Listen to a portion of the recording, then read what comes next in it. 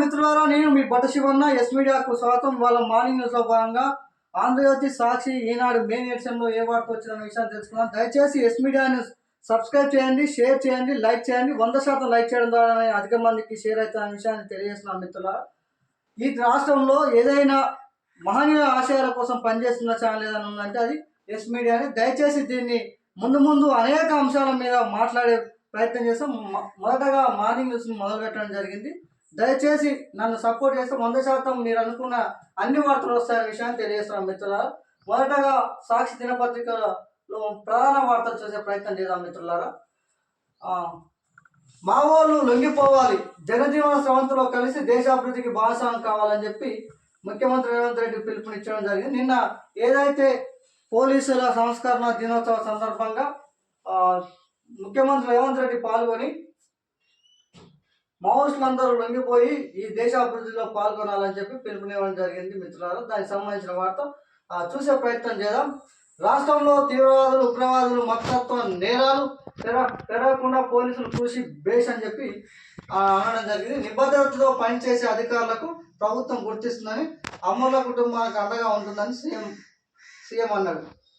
ఏదైతే రాష్ట్రంలో నిబద్ధతతో పనిచేసే అధికారులకు ప్రభుత్వం గుర్తిస్తుంది, అమరుల కుటుంబాలకు అండగా ఉంటుందని చెప్పి సర్కార్ అండగా ఉంటుందని రేవంత్ రెడ్డి అన్నారు.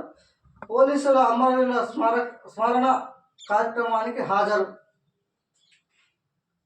కానిస్టేబుల్ ప్రమోద్ కుటుంబానికి ₹1,00,00,000 ఎక్స్గ్రేషియా ప్రకటించిన రేవంత్ రెడ్డి అని చెప్పి ఒక వార్త రావడం జరిగింది. మిత్రులారా, ఏదైతే మొన్న రియాజ్ చేతిలో చనిపోయిన నిజామాబాద్ జిల్లా కానిస్టేబుల్ కుటుంబానికి ₹1,00,00,000, అదేవిధంగా 300 గజాల ఇల్లు ఇచ్చినట్టు మనకు ఇక్కడ సమాచారం ఉంది. దాంతోపాటు అదే వార్తకు సంబంధించిన మిత్రులారా,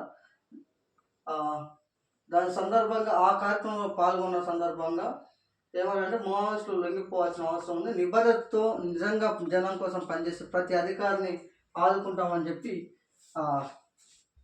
రేవంత్ రెడ్డి అన్న విషయాన్ని ఒకసారి మరీ లోపల పోయి చూసే ప్రయత్నం చేద్దాం.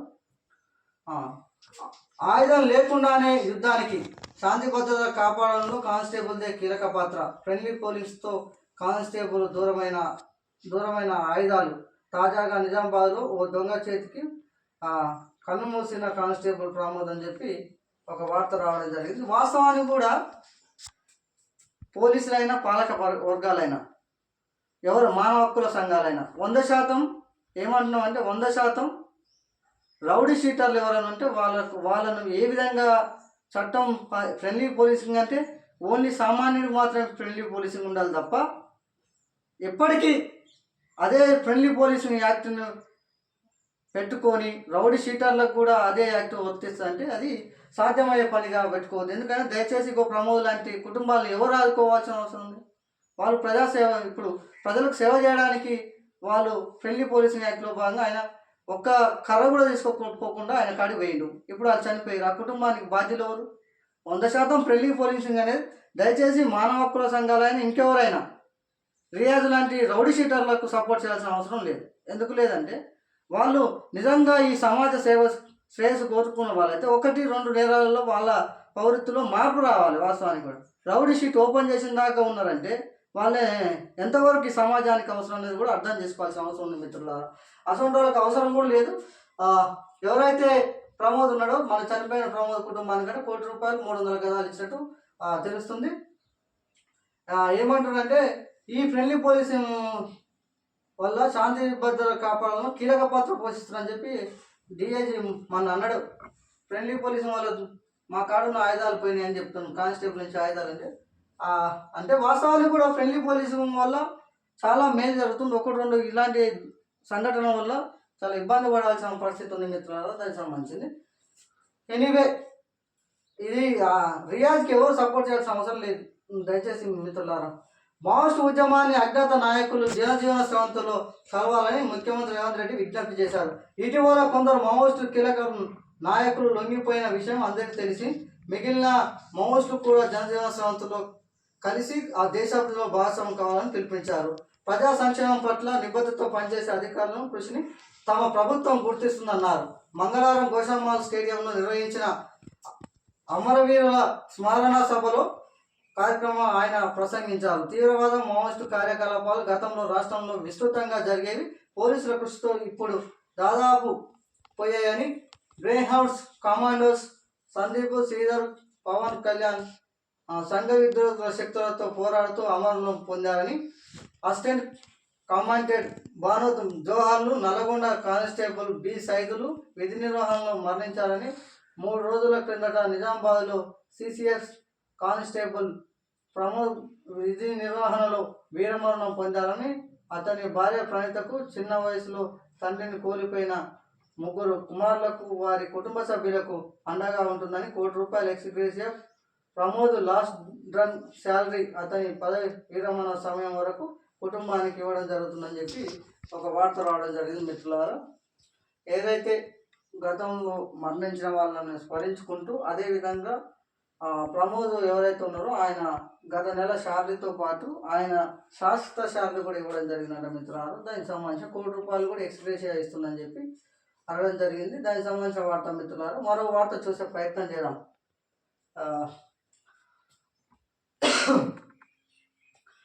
పాత నేరస్తుడు రియాజ్ కాల్చివేత 100%. నేనైతే నా వ్యక్తిగతంగా అయితే 100% కాల్చడం కూడా కరెక్టే. ఎందుకు కాల్చడం కరెక్ట్ అంటున్నావు వార్త లోపల పోయినాక చెప్తా. ఎందుకంటే 100% ఇలాంటి రౌడీ షీటర్లను ఈ సమాజానికి ఏం చెప్తున్నట్టు, మనం ఏం మెసేజ్ ఇస్తున్నట్టు ఒక్కసారి చూసే ప్రయత్నం చేద్దాం. అసలు ఎందుకు కాల్చవలసి వచ్చింది? వాస్తవానికి కూడా మానవ ఉద్దేశం ఉన్నోడు ఇద్దరి మీద దాడి చేయాల్సిన అవసరం లేదు. లాస్ట్ కానిస్టేబుల్ మీద దాడి, సరే కానిస్టేబుల్ మీద దాడి చేసినంటే భయంతో చేసిన అనుకోవచ్చు. కనీసం పక్కన ఉన్న సామాన్యుల మీద కూడా దాడి చేస్తే ఇది ఎంత సైకోవిజం? నిజామాబాద్ ఆసుపత్రిలో ఏఆర్ కానిస్టేబుల్ తుపాకీ లాక్కొని ఫైర్ చేసే యత్నం అంట. తప్పని పరిస్థితుల్లో కాల్పులు జరిపాం. సిపి సాయి చైతన్య మృతుడు సిసిఎస్ కానిస్టేబుల్ హత్య కేసులో నిందితుడు అని చెప్పి ఎవరైతే రియాజ్ ఉన్నాడో రియాజ్ను తప్పని పరిస్థితుల్లో ఏఆర్ కానిస్టేబుల్ నుంచి గన్ను ముంచుకోవడానికి ప్రయత్నం చేస్తే కాల్చమని చెప్పి చెప్పడం జరిగింది సిపి సాయి చైతన్య. నిజామాబాద్ జిల్లా కేంద్రంలో శుక్రవారం సిసిఎస్ కానిస్టేబుల్ ప్రమోద్ కత్తితో పొడిచి హత్య చేసిన పాత నేరస్తుడు షేక్ రియాజ్ సోమవారం ప్రభుత్వ జనరల్ ఆసుపత్రిలో కాల్పులలో మరణించాడు. పరారులో ఉన్న రియాజ్ ఆదివారం మధ్యాహ్నం 12 గంటలకు పోలీసులు పట్టుకొని అనంతరం ప్రభుత్వ జనరల్ ఆసుపత్రి 4వ అంతస్తులకు హైదరాబాద్లో చికిత్స అందిస్తున్నారు. కాగా సోమవారం మధ్యాహ్నం 12 గంటల ప్రాంతంలో వార్డులో సాధారణ తనిఖీలో భాగంగా ఏఆర్ కానిస్టేబుల్ మరో 2 సిబ్బంది వెళ్లారు. గదిలో రియాజ్ తలుపులు కిటికీలు పలగొట్టి తప్పించుకునే ప్రయత్నిస్తున్నారు. ఈ క్రమంలో ఏఆర్ కానిస్టేబుల్ రియాజ్ను బెడ్ మీద తీసుకెళ్లి పడుకోబెట్టారు. అయితే రియాజ్ ఏఆర్ కానిస్టేబుల్ను తుపాకీని లాక్కొని ట్రిగర్ నొక్కే ప్రయత్నం చేశాడు. వద్దంటే వారించినా వినలేదు. దీంతో తప్పని పరిస్థితుల్లో అక్కడ ఏఆర్ కానిస్టేబుల్ ఎస్ఐలు కాల్పులు జరపగా షేక్ రియాజ్ అక్కడికక్కడ కుప్పకూలి ప్రాణాలు విడిచాడు. నిజామాబాద్ జిల్లా కమిషనర్ సాయి చైతన్య మీడియాతో సమావేశంలో వివరాలు వెల్లడించారు. జడ్జి సమక్షంలో పంచనామా నిర్వహించి రాత్రి 7 గంటల ప్రాంతం పోస్ట్ మార్టం పూర్తి చేసి రియాజ్ మృతదేహాన్ని కుటుంబ సభ్యులు అప్పగించారు. మంగళవారం ఉదయం 8 గంటల ప్రాంతం అని చెప్పి ఒక వార్త రావడం జరిగింది. మిత్రులారా, ఏదైతే ఉన్నాడో రియాజు వాస్తవాన్ని కూడా పట్టుకునే ప్రయత్నం, తీసుకుపోయి కొన్ని గాయాలైతే చికిత్స చేసే ప్రయత్నం చేసినప్పటికీ అక్కడ ఉన్న ఏదైతే నిజామాబాద్ ఏరియా ఆసుపత్రి ఉందో ఏరియా ఆసుపత్రిలో ఉన్న వాటిలో ఉన్న కిటికీలు తలుపులు పలగొట్టే ప్రయత్నం చేసినాక సాయి చైతన్య చెప్పే మాటలు, ఎస్సీపీ గారు చెప్పే మాటలు మనం చెప్తున్నది. పలగొట్టే ప్రయత్నం చేసి ఏఆర్ కానిస్టేబుల్ గన్ను గుంజుకోవడానికి ప్రయత్నం చేస్తే తప్పని పరిస్థితుల్లో కాల్చడం అని చెప్పి ఒక వార్త రావడం జరిగింది మిత్రులు. దానికి సంబంధించింది మరో వార్త చూసే ప్రయత్నం చేద్దాం. పాకుకు చుక్కలు చూపించాం ప్రధాని మంత్రి నరేంద్ర మోడీ వెల్లడి అని చెప్పి ఒక వార్త రావడం జరిగింది. ఎందుకు చుక్కలు చూపించాడు అన్నాడని చెప్పి ఒక్కసారి చూసే ప్రయత్నం చేద్దాం. త్రివిధ దళాలు ఆపరేషన్ సింధూర్తో పాక్ను మోకాలపై నిలబెట్టాయి. సైన్యంలో స్వయం సమృద్ధి, ఆర్థిక ప్రాంతం ఇస్తున్నాం. గోవా తీరంలో ఐఎన్ఎస్ విక్రాంత్పై దీపావళి వేడుకలు అని చెప్పి ఒక వార్త రావడం జరిగింది మిత్రులారా. ఆ సందర్భంగా పాకుకు చుక్కలు చూపించడం అని చెప్పి ప్రధాని నరేంద్ర మోడీ అనడం జరిగింది. ప్రధాని మోదీ ఆదివారం రాత్రి గోవా తీరంలో స్వదేశీ విమాన నౌక ఏఎన్ఎస్ విక్రాంత్పై నావికా దళంతో కలిసి దీపావళి వేడుకలో పాల్గొన్నారు. రాత్రంతా ఏఎన్ఎస్ విక్రాంత్తోనే ఉన్నారు. సోమవారం ఉదయం యోగా చేశారు. నావికా దళం జవాన్లను శుభాకాంక్షలు తెలిపారు. వారికి మిఠాయిలు తినిపించి IMI-27 యుద్ధ విమానాలను టేకప్ ల్యాండింగ్ స్వయంగా తిలకించారని చెప్పి ఒక వార్త రావడం జరిగింది. ఆ సందర్భంగా ఇట్లా మోడీ గారు ఈ మాట్లాడడం జరిగింది. ఆపరేషన్ సింధూర్ అని చెప్పి సింధూర్లో చుక్కలు చూపించిన త్రివిధ దళాలు అని చెప్పి ఒక వార్త రావడం జరిగింది. ఇట్లా దానికి సంబంధించిన వార్త. మరో వార్త చూసే ప్రయత్నం చేద్దాం. ఇక్కడ అమెరికాలో చదివిన వారికి $1,00,000 ఫీజు లేదని చెప్పి ఒక వార్త రావడం జరిగింది. అమెరికాలోనే చదివిన వారికి $1,00,000 ఫీజు లేదని చెప్పి ఒక వార్త రావడం జరిగింది. మిత్రులారా, ఏదైతే అమెరికాలో చదివారో వాళ్ళకి మాత్రం $1,00,000 ఫీజు ఉండదని చెప్పి H-1Bపై ట్రంప్ సర్కార్ స్పష్టీకరణ.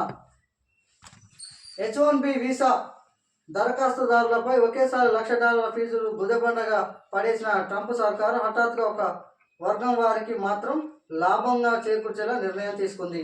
ఇప్పటికే అమెరికాలో ఉంటూ విద్యను అభ్యసిస్తూ H-1B కోసం దరఖాస్తు చేసుకున్న విద్యార్థులు అధిక వీసా ఫీజును చెల్లించాల్సిన అవసరం లేదని ట్రంప్ ప్రభుత్వం స్పష్టం చేసింది.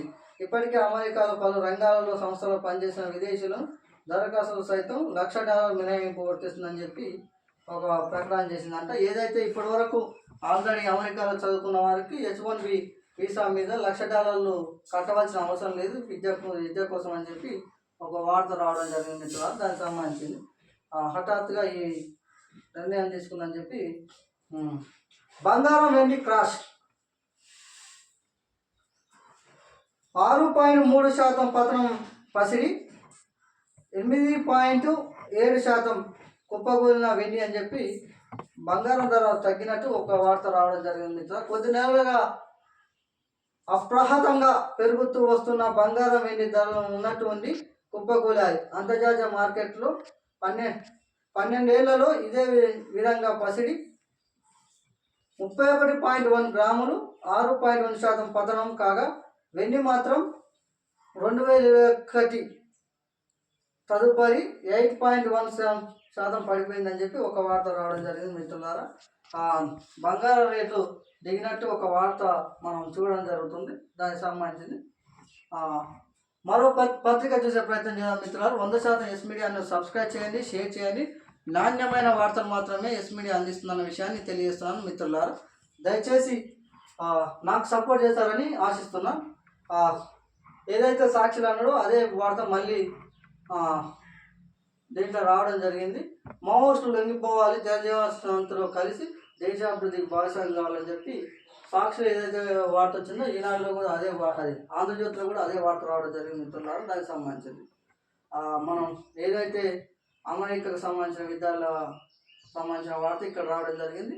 రియాజ్ ఎన్కౌంటర్ సంబంధించింది ఒక వార్త రావడం జరిగింది. మిత్రులారా, కొత్తగా వార్త చూసే ప్రయత్నం చేద్దాం.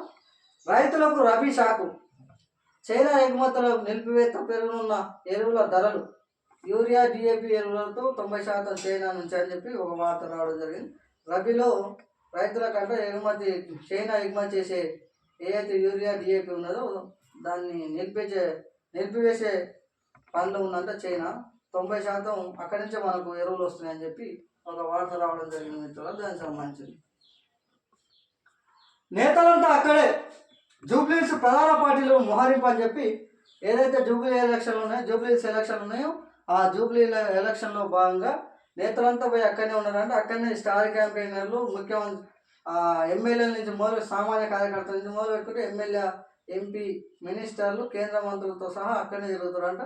ఎక్కడ ఎలక్షన్లు వస్తే అక్కడే తిరగడం అలవాటు చేసుకున్నారు. ఇంకా మిగతా టైంలో ఇళ్ళల్లో మంచిగా లక్షల జీతాలు తీసుకోవాలి.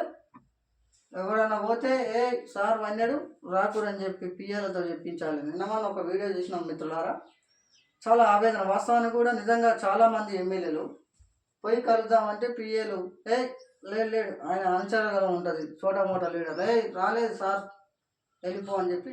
గతంలో కూడా మామూలుగూడ ప్రాంతంలో రాజగోపాల్ రెడ్డి విషయంలో కూడా ఇదే జరిగింది. వాస్తవానికి కూడా ఫస్ట్ అంటే అందరూ అంతే పని. ఇవాళ జనంతో అక్కరుండి ఓట్లు వేయాలి, గెలిపించుకోవాలని చెప్పి ఇక జనంలో తిరుగుతారు మిత్రులారా. అందరినీ గుర్తుపెట్టుకోవాల్సిన అవసరం ఉంది. చలో చూసా, నేతలంతా అక్కడే. జూబ్లీస్లో ప్రధాన పార్టీలు మోహరింపు, రంగంలోకి మంత్రులు, ఎంపీలు, ఎమ్మెల్యేలు. త్వరలో ముఖ్యమంత్రి రోడ్ షో. పార్టీ తరఫున ప్రచారంలో కేసీఆర్ పాల్గొనే ఛాన్స్. బీజేపీ అభ్యర్థికి మద్దతుగా కేంద్ర మంత్రులు.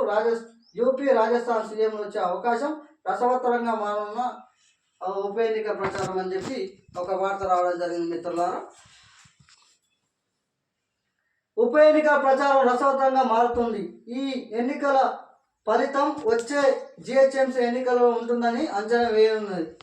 ఆయా పార్టీలు ప్రతిష్టాత్మకంగా తీసుకున్నాయి. సిట్టింగ్ స్థానాన్ని నిలబెట్టుకోవడానికి బీఆర్ఎస్, ప్రధాన ప్రతిపక్షాన్ని చెక్కిపెట్టేందుకు కాంగ్రెస్, ఈ రెండు ధీటుగా సంకేతాలు ఇచ్చేందుకు బీజేపీ ప్రచార వ్యూహాత్మకంగా సిద్ధం చేసుకుంటాయని చెప్పి ఒక వార్త రావడం జరిగింది.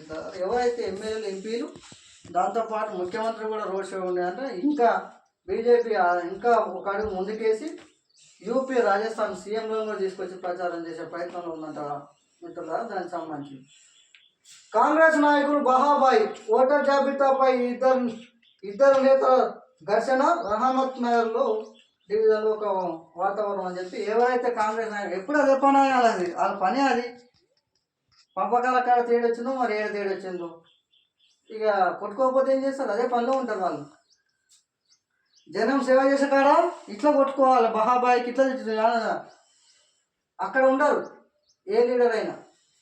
భారీగా నామినేషన్లు, చివరి రోజు 160 పైగా దాఖలు. అర్ధరాత్రి దాకా కొనసాగిన స్వీకరణ. మొత్తం నామినేషన్లు 250 దాటే అవకాశం. RRR ఫార్మాసిటీ రైతులు, విశ్రాంత ఉద్యోగుల నామినేషన్లు అని చెప్పి ఒక వార్త రావడం జరిగింది. ప్రభుత్వం నిజంగా ఈ RRR కానీ విశ్రాంత ఉద్యోగులకు ఇవ్వాల్సిన బెనిఫిట్స్ కానీ ఇస్తే వీళ్ళు అసంతృప్తితో ఇవాళ 250 నామినేషన్లు వేసే పరిస్థితి వచ్చిందంట. గిది కదా నెలకు 1వ తారీఖు రాగానే ప్రభుత్వ ఉద్యోగాలు ఇస్తున్నారు. సిగ్గుపడు రేవంత్ రెడ్డి అని అడుగుతున్నాం ఇవాళ. ఎందుకంటే ఇగో నీ పాలనకు నిదర్శనం, ఈ 2 ఏళ్ల పాలనకు నిదర్శనమే ఇగో ఇక్కడున్న ఈ నామినేషన్లకు ఒక ఉదాహరణ. ఎందుకంటున్నాం అంటే ఇక్కడ ఏం జరుగుతుంది, భారీగా నామినేషన్లు అంట. చివరి రోజు 160 పైగా నామినేషన్ దాకా అర్ధరాత్రి కొనసాగిన స్వీకరణ. మొత్తం నామినేషన్ 250 దాటే అవకాశం అని చెప్పి ఒక వార్త రావడం జరిగింది. ఇక్కడ RRR బాధితులు కూడా ఉన్నారు. వాళ్ళకి ఇవ్వవలసిన బెనిఫిట్ సిస్టమ్ చెప్పి మాట్లాడితే ఇవాళ వీళ్ళు ఎందుకు నామినేషన్లు వేస్తారు? దయచేసి ఆలోచన చేయాల్సిన అవసరం ఉంది ముఖ్యమంత్రి రేవంత్ రెడ్డి గారు. ఏ సమస్య ఉన్నా నేరుగా నాకే చెప్పాలని చెప్పి ఏదైతే కొండ సురేఖ, అదేవిధంగా కొండమురళి ప్రాసెస్ ఉన్నాయో వరంగల్ జిల్లాకు సంబంధించిన ఆ ప్రాసెస్లో భాగంగా ఏదున్నా నాకు చెప్పండి, నేను సమస్య పరిష్కరిస్తామని చెప్పి నువ్వే రాయే ఒక బీసీ లీడర్ నడదొక్కాలని.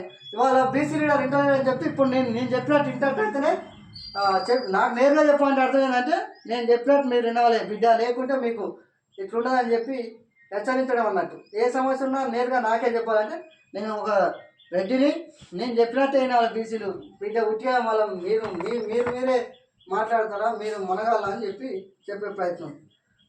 మరో వార్త చూసే ప్రయత్నం చేద్దాం. ఇద్దరు పిల్లల నిబంధన ఎత్తివేతకు ఆర్డినెన్స్. రాష్ట్ర ప్రభుత్వం కీలక నిర్ణయము. ఆర్డినెన్స్ బిల్లుపై మంత్రి సీతక్క సంతకం. కేబినెట్ ఆమోదం తర్వాత గవర్నర్ వద్దకు. తర్వాత స్థానిక ఎన్నికలకు నిర్వహించవలసిన అవసరం ఉందని చెప్పి ఈ నేపథ్యంలో ఆర్డినెన్స్కి ఎంచుకున్న సర్కార్ అని చెప్పి ఒక వార్త రావడం. ఏదైతే ఇద్దరు పిల్లల నిబంధన ఉందో దాని మీద ఆర్డినెన్స్ తీసుకొచ్చే అవకాశం ఉందంట. ఈ ఫైల్ మీద ఆల్రెడీ ఎవరైతే గ్రామీణ పంచాయతీరాజ్ శాఖ మంత్రి ఉన్నారో ఆమె సీతక్క గారు సంతకం చేసిందంట. దాన్ని గవర్నర్ పంపి గవర్నర్ నుంచి సంతకం కాకపోతే ఆర్డినెన్స్ తెచ్చి స్థానిక ఎలక్షన్లో పోయే అవకాశం ఉందంట మిత్రులు. దానికి సంబంధించి పత్తి రైతులు ఆదుకుంటాం. తేమ పేరుతో రైతులను ఇబ్బంది పెడితే ఉపేక్షించేది లేదు. పాలేరు సీసీఐ కేంద్రాన్ని ప్రారంభించిన మంత్రి పొంగిలేటి శ్రీనివాసరెడ్డి అని చెప్పి ఎవరైతే రైతులు ఉన్నారో తేమ పేరుతోటి రైతులను ఇబ్బంది పెట్టే ప్రయత్నం చేస్తే ఊరుకునేది లేదని చెప్పి ఆదుకుంటామని కూడా చెప్పడం జరిగిందంట మిత్రులు. దానికి సంబంధించి మరో వార్త చూసే ప్రయత్నం చేద్దాం. బీఆర్ఎస్, కాంగ్రెస్ మజ్లిస్లకు బుద్ధి చెప్పాలి. ఆ 3 పార్టీలు ఒకటే. కేంద్ర కేంద్ర మంత్రి బండి సంజయ్ అట్లే కిషన్ రెడ్డి ఈ వ్యాఖ్యలు చేయడం జరిగింది. ఏమంటారు అంటే బీఆర్ఎస్ కాంగ్రెస్ మజిల్స్ అన్నీ ఒకటే అని చెప్పి అనడం జరిగింది. ఆ మూడు పార్టీలకు బుద్ధి చెప్పాలని చెప్పి పిలుపునివ్వడం జరిగింది కేంద్ర మంత్రి కిషన్ రెడ్డి అని చెప్పి ఒక వార్త. కాంగ్రెస్ అసదుద్దీన్ మద్దతు, ఆయన తమ్ముడు బీఆర్ఎస్కు మద్దతు. సంజయ్ రాష్ట్రాన్ని మార్పు వైపు వెళ్ళే విధంగా ఎన్నికలు చాలా కీలకం. రామచంద్రరావు జూబ్లీహిల్స్ ఉప ఎన్నికల్లో బీజేపీ అభ్యర్థి దీపక్ రెడ్డి నామినేషన్ దాఖలని చెప్పి నిన్న ఎవరైతే బీజేపీ అభ్యర్థి ఉందో ఆ అభ్యర్థి నామినేషన్ దాఖల్లో ఒక వ్యాఖ్య చేయడం జరిగింది. మిత్రులారా, అసదుద్దీన్ అంట కాంగ్రెస్ వైపు అంట సంచలన వ్యాఖ్యలు ఇవి. వాళ్ళ తమ్ముడేమో బీఆర్ఎస్ వైపు అంట అని చెప్పి ఇద్దరిని టార్గెట్ చేసేయడం మాట్లాడడం జరిగింది. మిత్రులు దానికి సంబంధించింది. దానం కాంగ్రెస్ స్టార్ క్యాంపెయినరా అని చెప్పి కేటీఆర్ అడుగుతుండ్రు. చెప్పాల్సిన అవసరం ఉంది. ఎందుకంటే చెప్పాల్సిన అవసరం ఎందుకుందంటే అసలు దానం నాగేందర్ మొన్న తన ఎవరైతే నోటీసు ఇచ్చారో నువ్వు ఏ పార్టీ చెప్పామని చెప్పి సుప్రీంకోర్టు మందలిస్తే అదే అసెంబ్లీ స్పీకరు మొన్న ఏమడిగానంటే మీరు ఎందుకు ఏ పార్టీలో ఉన్నారు, ఏ హోదాలో ఉన్నారు, ఎక్కడ ఏ పార్టీ ఎమ్మెల్యేగా ఉన్నారు అని చెప్పి కొన్ని క్వశ్చన్లు వేస్తే ఏమన్నా అంటే ఇప్పటికీ మేము కాంగ్రెస్ పార్టీ కాదు, మాది బీఆర్ఎస్ పార్టీ అని చెప్పి మన సమాజం. మరి ఇవాళ ఎందుకు స్టార్ క్యాంపెయిన్ లిస్ట్లో ఉన్నారంటే 100% వీళ్ళు కాంగ్రెస్ కండవ కప్పుకున్నాను 100% అందరూ తెలుసు, తెలంగాణ ప్రజలందరూ తెలియాల్సిన అవసరం. కానీ ఇవాళ ఈయన కూడా మాట్లాడే అర్హత లేదు. ఎందుకు లేదు కేటీఆర్ కంటే గతంలో మీ అజయ్ చేసింది ఏందయ్యా? ప్రతిపక్షం లేకుండా ప్రజల గొంతు లేకుండా నొక్కేసారు. మరి ఇవాళ వాళ్ళు చేసేది ఏంది? గది దొందే. నిజంగా సిద్ధాంతం మీద ఉన్న పార్టీలలో లీడర్లు అయితే వీళ్ళు అటుకెళ్ళి ఇటుకెళ్ళి అటు పోతారా? ఓ కమ్యూనిస్ట్ లీడర్నో బీజేపీ లీడర్నో తీసుకునే దమ్ము ఉందా? వీళ్ళు ఇటు పోతుందా? ఇప్పుడున్న సిద్ధాంతం తెలిసిన లీడర్ అయితే పోతాడా? ఓ బీఎస్పీ లీడర్ అయితే 100% పోడు. ఎందుకంటే సిద్ధాంతం మీద ఏర్పడిన పార్టీలలో కనీసం ఒక నాయకుని కూడా పార్టీలో చేసుకునే పరిస్థితి ఉన్నది. ఎందుకంటే అట్లా ఉంటుంది. ఈ బూజావ పార్టీలలో 100% ఇదే జరుగుతుంది. ఏ పార్టీలో ఉన్నాడో చెప్పలేని ఆయనను ఆ బాధ్యత ఏ బాధ్యత అప్పగించిన నువ్వు ఏ పార్టీలో ఉన్నావో చెప్పలేడని చెప్పి చెప్పలేని పరిస్థితిలో దానం నాగేందర్ ఉన్నాడో ఆయనకు స్టార్ క్యాంపెయిన్ బాధ్యత. కాంగ్రెస్ దిక్కుమాలిన రాజకీయాలు ఇది నిదర్శనం. దమ్ముంటే రాజీనామా చేసి ఉప ఎన్నికలో గెలవాలి అని చెప్పి కేటీఆర్ అన్నాడు. పేద ఇళ్ళు కూల్చిన ఆగాలంటే కాంగ్రెస్ను ఓడించాలి. రేవంత్ రెడ్డి నయా రాక్షసుడు అని చెప్పి హరీష్ రావు అన్నాడు అని చెప్పి ఒక వార్త రావడం జరిగింది. మిత్రులారా, దయచేసి ఎస్ మీడియాను సబ్స్క్రైబ్ చేయండి, షేర్ చేయండి, అదేవిధంగా కామెంట్ చేయండి. 100% బడుగు బలహీన వర్గాల ఆశయాల కోసం మాత్రమే పనిచేసి ఓన్లీ ఎస్ మీడియా అనే విషయాన్ని తెలియజేస్తున్నాం. ఆంధ్రజ్యోతి, సాక్షి, మెయిన్ ఎడిషన్లో ఏ వార్త వచ్చినా విశ్లేషణ చేసాం మిత్రులారా. కొత్తగా ఈ రెండిట్లలో కాకుండా కొత్తగా ఏదైనా వార్త ఉంది దాన్ని చూసే ప్రయత్నం చేద్దాం మిత్రులారా. ఒక్కసారి ఈ అంశం మీద చాలామంది తెలంగాణలో యువత 100% తల్లిదండ్రులు అప్రమత్తం అవసరం ఉంది. ఈ కథ ఏం చెప్తుందో ఒక్కసారి చూసే ప్రయత్నం చేద్దాం మిత్రులారా. అదిగో కొలువు, ఇదిగో మోసం. ఉద్యోగ ఆశ చూపి డబ్బులు కొల్లగొడుతున్న మాయగాళ్ళు. 20 నెలల్లో 16,000కు పైగా కేసులు నమోదని చెప్పి ఒక వార్త రావడం జరిగింది. ఎవరైతే నిరుద్యోగులు ఈ నిరుద్యోగుల్ని ఆసరాగా చేసుకొని చాలామంది ఏగో ఉద్యోగం వస్తుంది, మీరు ఇన్ని పైసలు కట్టండి, పైసలు కడితే మీకు జాబ్ వస్తుందని చెప్పి అదిగో ఉద్యోగం ఇదిగో జాబ్ అని చెప్పి మోసం చేస్తారంట. ఈ ఒక్క సంవత్సరమే ఈ 20 నెలల్లో దగ్గర 26,000 కేసులు నమోదైనాయి అంట. ఒక్కసారి దాన్ని పరిశీలించే ప్రయత్నం చేద్దాం మిత్రులారా. హైదరాబాద్లో చిలకలగూడ స్థానికుడైన యువకుడు సామాజిక మాధ్యమంలో పార్ట్ టైం జాబ్ అనే ప్రకటన చూసి ఫోన్లో సంప్రదించాడు. అటు నుంచి ఓ యువతి విద్యార్హతలు సేకరించింది. వెంటనే మరో వీడియో కాల్లో ఇంటర్వ్యూ నిర్వహించారు. తర్వాత రిజిస్ట్రేషన్, ఇన్సూరెన్స్, సెక్యూరిటీ డిపాజిట్ అంటూ 1.5 లక్షల వసూలు చేసి బెంగళూరులోని ఐటీ కంపెనీ పేరిట నకిలీ ఆఫర్స్ లెటర్స్ పంపించారు. అక్కడికి వెళ్ళిన తర్వాత యువకుడికి అర్థమైందని చెప్పి ఒక వార్త రావడం జరిగింది.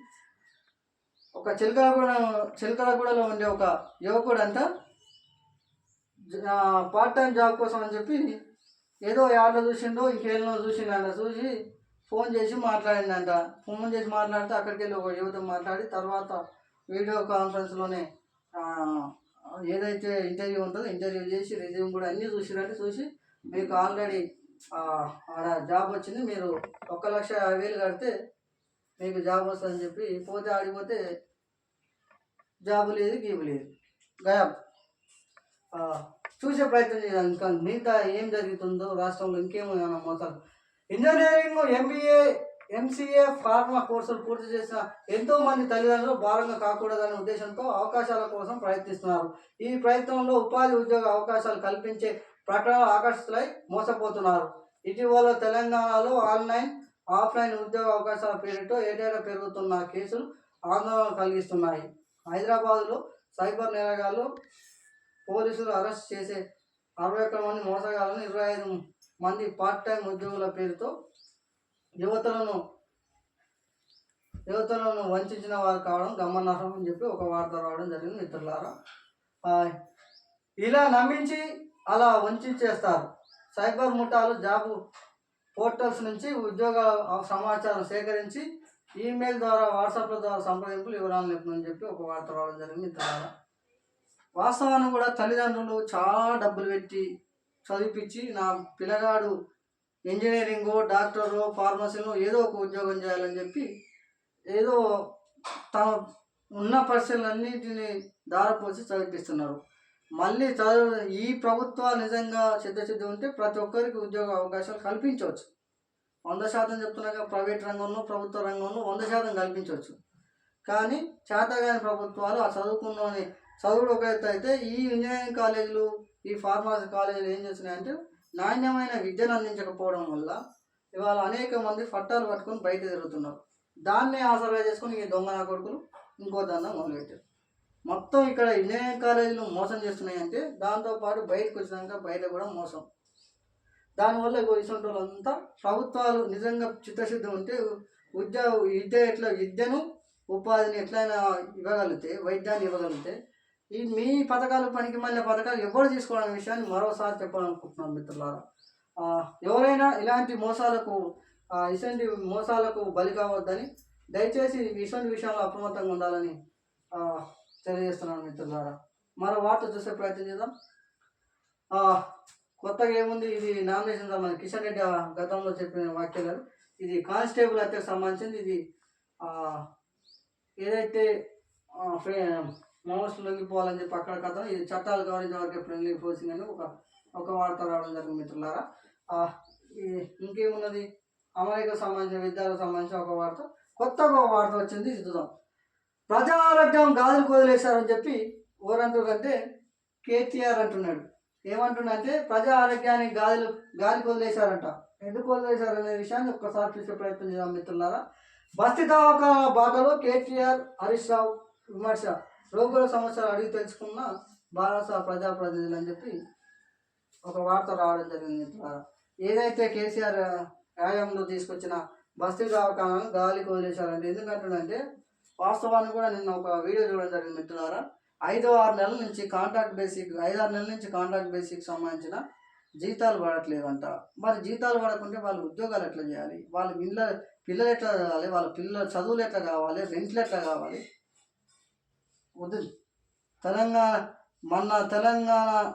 తెలంగాణ రాష్ట్రంలో మొన్న జరిగిన ఎలక్షన్లో ఏం చెప్పిండు రేవంత్ రెడ్డి?